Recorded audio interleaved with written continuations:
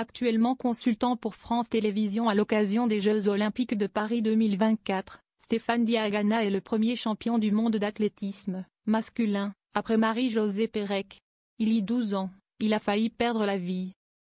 Malgré sa retraite de grand sportif, Stéphane Diagana a tout de même une vie bien remplie.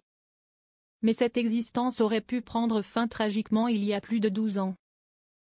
Saviez-vous que l'ancien athlète professionnel a été victime d'un grave accident de la route? On vous raconte ce jour où le champion du monde a vu la mort en face.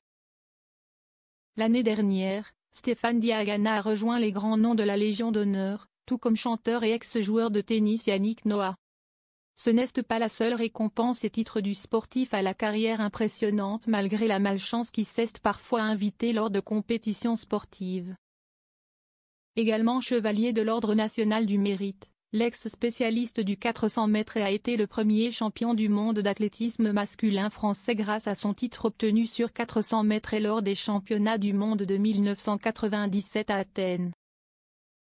Malgré son parcours et sa carrière réellement débutée en 1990 au championnat d'Europe de Split en battant le vieux record de France de Jean-Claude Nallet, Stéphane Diagana a été contraint de mettre fin à sa carrière précipitamment.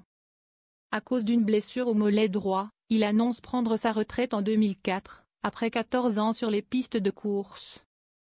Mais le diplômé en commerce a continué d'évoluer dans le milieu sportif.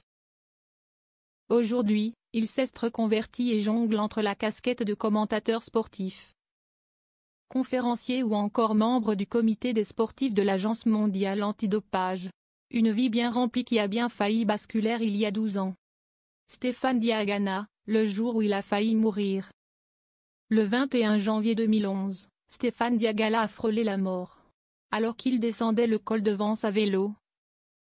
Le champion du monde a été victime d'un terrible accident de la circulation. La cause? Une crise d'hypoglycémie. L'homme de plus de 50 ans roulait à 50 km/h. Mais il s'est tellement déporté sur la gauche qu'il a heurté une voiture qui roulait dans le sens inverse. Par chance, il n'a eu aucune séquelle et a seulement subi une opération maxillo-faciale à l'hôpital Saint-Roch de Nice. À l'époque, il avait d'ailleurs pu donner une interview un mois après l'incident. Ça va, j'ai le moral. Je suis marqué au visage, mais j'ai eu beaucoup de chance.